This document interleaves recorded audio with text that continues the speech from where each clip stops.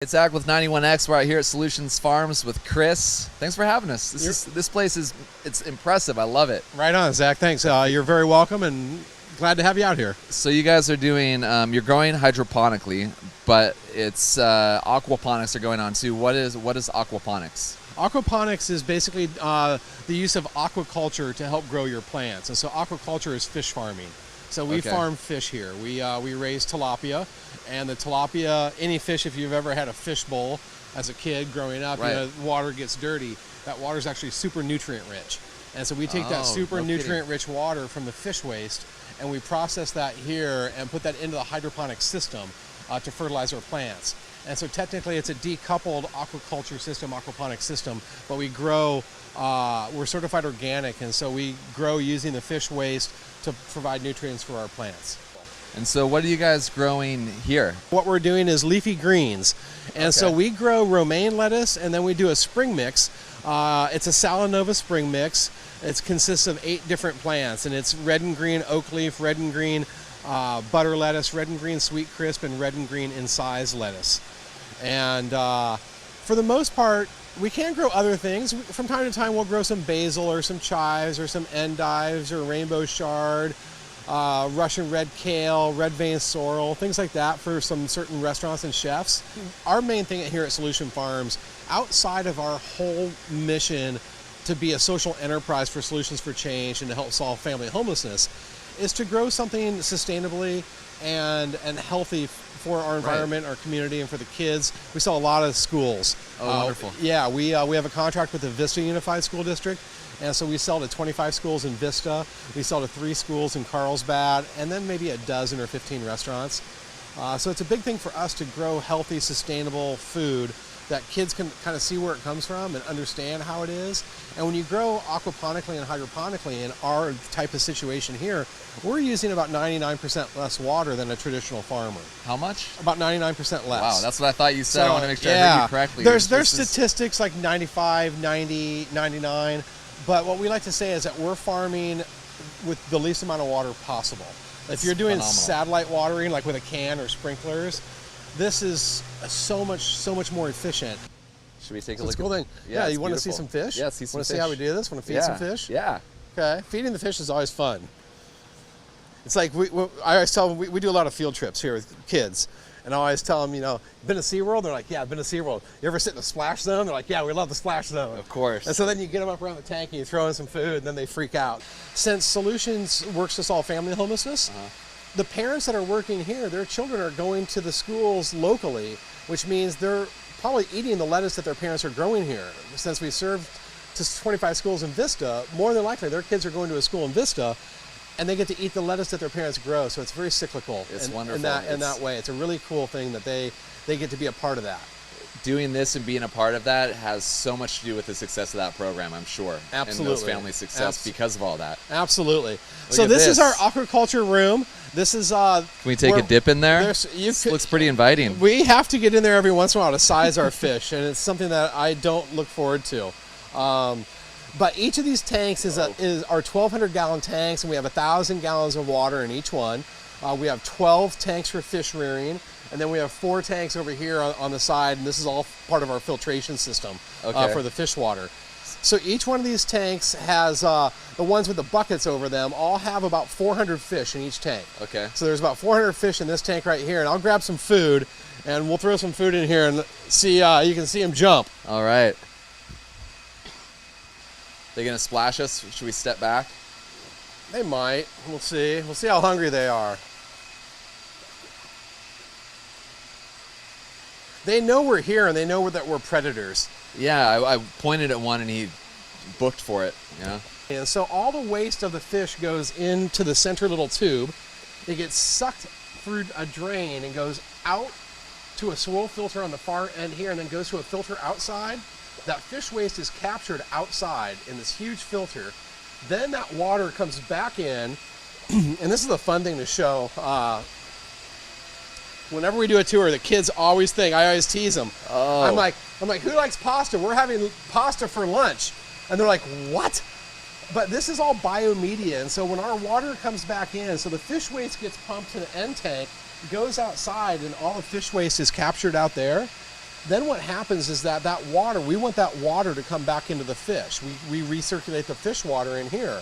And the fish like it a certain temperature and a certain pH, unlike the plants. You know, Okay. the plants like it a different pH and a different temperature. Okay. And so that's why we keep things kind of decoupled in the aquaculture room versus the Oh, hydroponic that's why room. you can't just run it through the whole system continuously. It's You've one of gotta- the reasons why we do it. And for Okay. us, it's important. And so when we send that fish waste out to the outside, it's all captured and that water comes back in and goes through these filters.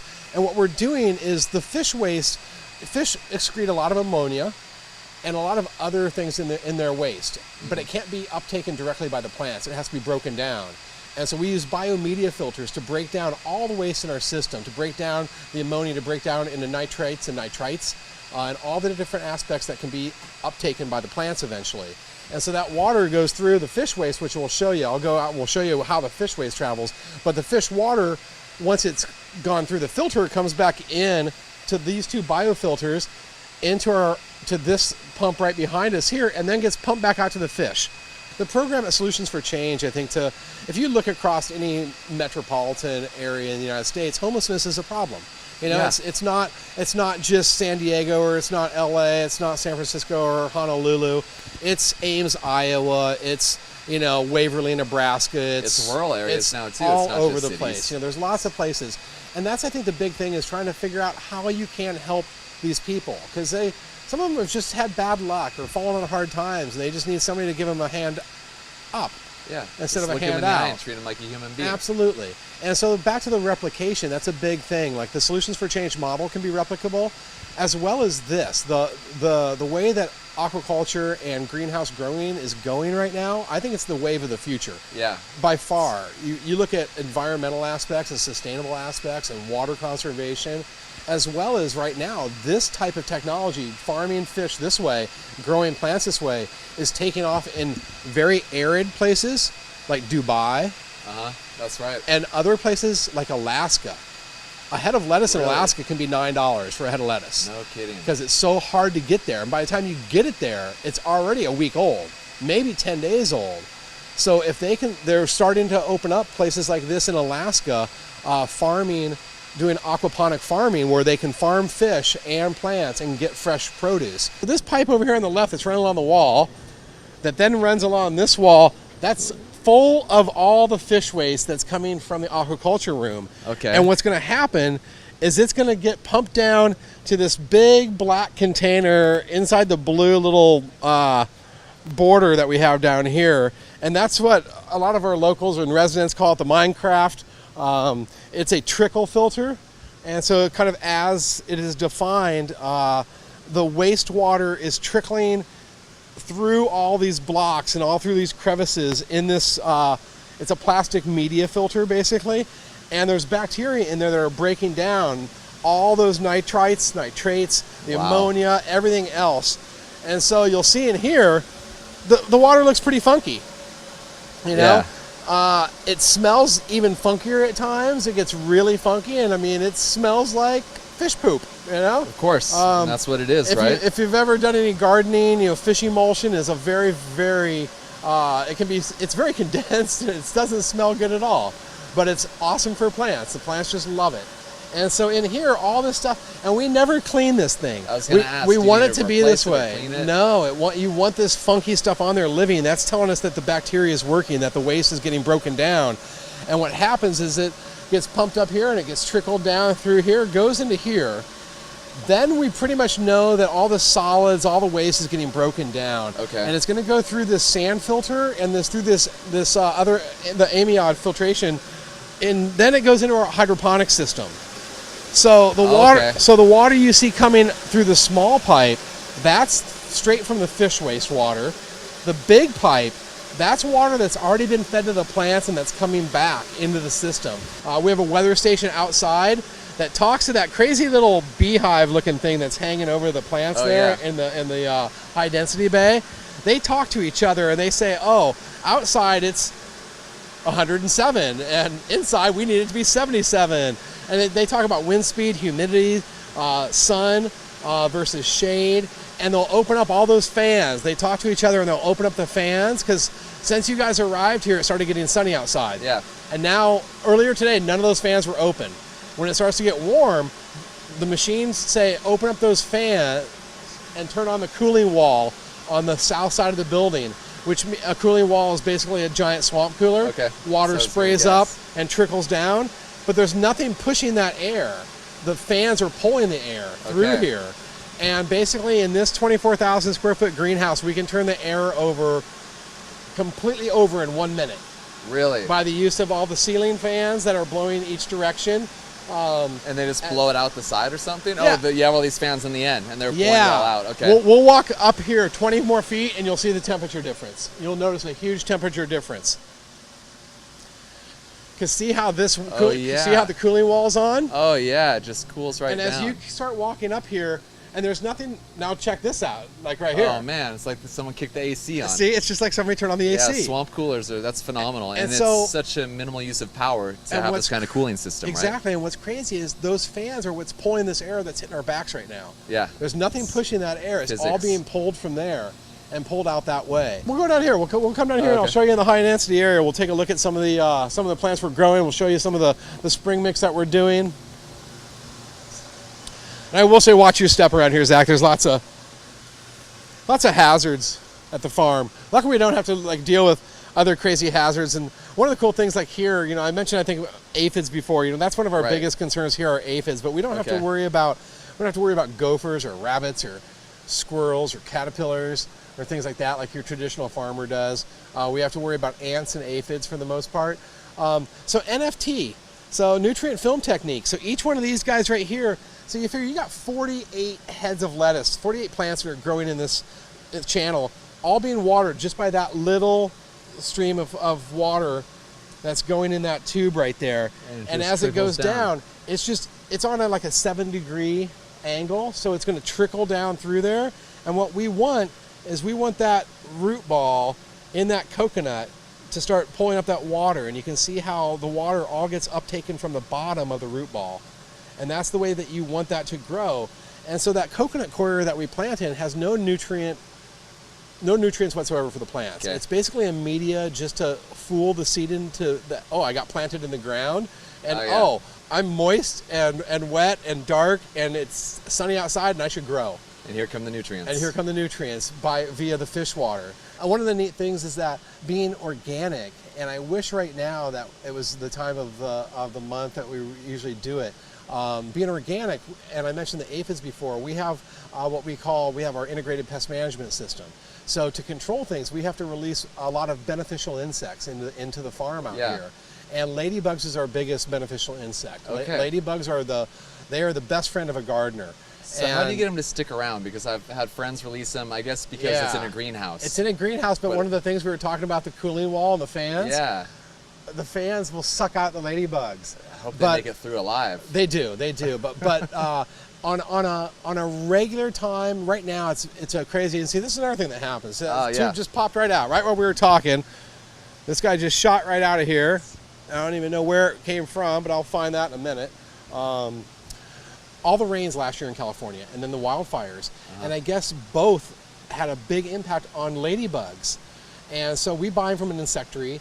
And right now, ladybugs are really hard to get in California, in the farming world. Ladybugs are very hard to come by right now. And the price is up, I'm sure. That's how it works. They are. Right? And what's crazy is when you think about that, on a regular basis, we release 50,000 a month in here. Wow. 50,000 ladybugs a month. So that's and they hard come on in all big buckets, like huge buckets, Yeah. like handfuls of ladybugs. You sprinkle them across the plants, and they take care of things. And now with the ladybug shortage, we're using other beneficial insects such as parasitic wasps and parasitic midge flies. And they're all really tiny, and a parasitic wasp it's like the size of a grain of pepper. Oh, wow. They're really small, like 1,000 of them come in just a little vial. And so that's what we do here, and it's neat when we release the ladybugs because the kids love it. If the kids come on a field trip, who doesn't? They freak out on the ladybugs. It's awesome. It's a cool thing. Coconut, it comes pressed in these bricks. So is the coconut water trend helping produce way more coconut for people? It's so funny you say that. Are the industries tied together? Because if you go to say Trader Joe's or Whole Foods, and you can get your the coconut milk in the coconut, but there's no husk on it. Yeah. But it comes in these bricks, and it's how heavy is that? Oh, it's not. Oh, it's lighter than you think. It's lighter than you think. It's not super dense, so initially you think it's heavy, but and a pallet of this stuff will last us almost a year, and so that's an amazing thing. And to grow in this, it's something that's one, like you said, it's organic. It comes baked in these bricks, so it's sterile. So we don't have to worry about introducing pathogens or anything into the system. Yeah, we know that it's all good. And That's it's amazing. Interesting because our team just puts it in these big bins, adds water to it, takes a couple shovels, and it just expands. If you want to get all the food that you eat and consume within 100 miles of where you live, that we live in the best place, one of the best places in the country. Fantastic. And if you think about that, think about seafood or meat, and then plants, we live in one of the best places to get your local food in the United States. And it's like, so I think we're fortunate in that sense, but at the same time, we have to really be stewards of that. Exactly. To say, you know what, if we're going to be that way and think about localism, and they always think globally, act locally. Yeah. And that's what we should be doing no matter where you live. But for us, I think it's important because we're like the leaders. A lot of people always look to Southern California or California as the leaders of something. And if we can take technology like this, that's very sustainable, very environmentally friendly, but producing something like you said organically that's good for you, that people know where it's coming from, I think that is the next wave of growing and what people want to see. They want to know where their food comes from, how it's treated, and the carbon footprint of how it got there. Of course. They don't want to... Which is massive. Yeah, they could be like, oh, I got organic lettuce. Well, it was trucked 700 miles. Yeah, so what's the point? Exactly. What's the point in a big 18-wheeler spewing diesel for 700 miles? Is that might be healthier really for your good? body, but... Right. Was it good for the environment? Yeah. Probably not. Right. And so it's that balance. And so we really try to think about that here at Solution Farms, is to have a balance, do things the right way, and treat our residents the way they'd like to be treated, to hopefully let them understand, hey, there is a future out there for me, and whether that be in farming or whether that be in accounting or being a welder or anything to get back on their feet, they can learn those basics and say, you know what, I'm humbled by them every day. That's the cool thing, by our residents and our team. I love talking to them to find out why. Yeah. How did you get to where you are? Exactly. Not in a negative aspect by any means, but to educate me. Like what happened? It could be what's you, your it could story? be me. Exactly. It could be me or you. And it might be. It could be our neighbors. It could be anybody. You never know, man. They are our neighbors, right? They are our neighbors. Absolutely. And so I'm humbled every day because they have tremendous work ethic. And sometimes people just haven't given them a chance. And you get them out here, and I'll show up sometimes at 6 a.m. here, and if they're here, they're like, oh, they're ready to go. And it's like, it's dark out, they're ready to go. And it's like, they have that work ethic because they see that hope. They see that something's there for them to do better and do different. And the cool thing with family homelessness, they want to be a role model for their kids. Of course they do. Now they've realized, hey, you know what? And they have a chance to be now. Exactly. I might have hit rock bottom because I wasn't doing the right things. But now I have a chance to get back on my feet and be a role model for my kids. Which in the long run, a huge thing. With that, when it becomes permanent, you're a bigger role model for them because they've seen the transformation you've made, and they've seen the extremities of where life can take you. Exactly. And for us, it's all about the transformation. Transforming those people, those lives, and making sure that they feel good about themselves, and getting back on their feet and for a reason. And often it does come back to the kids, and it's a cool thing. So it's awesome what we do here. Like I said before, we don't just grow fish and plants. We grow lots of hope. It's beautiful, man. Yeah. Chris, thank you so much for chatting with me about it. You're very welcome. It's a beautiful place. I want to come back and when the ladybugs are released. Do it, man. If you and your team from 91X ever want to come up and volunteer and pull some weeds or transplant some plants or release some ladybugs, we did some stuff with, we have so many great partners in the community, and Reef Surfwear, Reef Clothing. Oh, wonderful. They came up here to do some stuff, and they came up on a ladybug day. They still talk about it. Of course. They still talk about it to this day. They're like, we were there and released ladybugs. And amazing. It's a cool thing, but for them it was giving back as well. It was like they wanted to give back to somebody that's doing something for the community, and we couldn't get by without the support of all of our volunteers and people like you at 91X that are giving us a little platform to let people know what we're doing. Oh, well, it's important. We have it, so we want to use it. Awesome. Yeah, we appreciate it. Thank you. Absolutely. Thank you.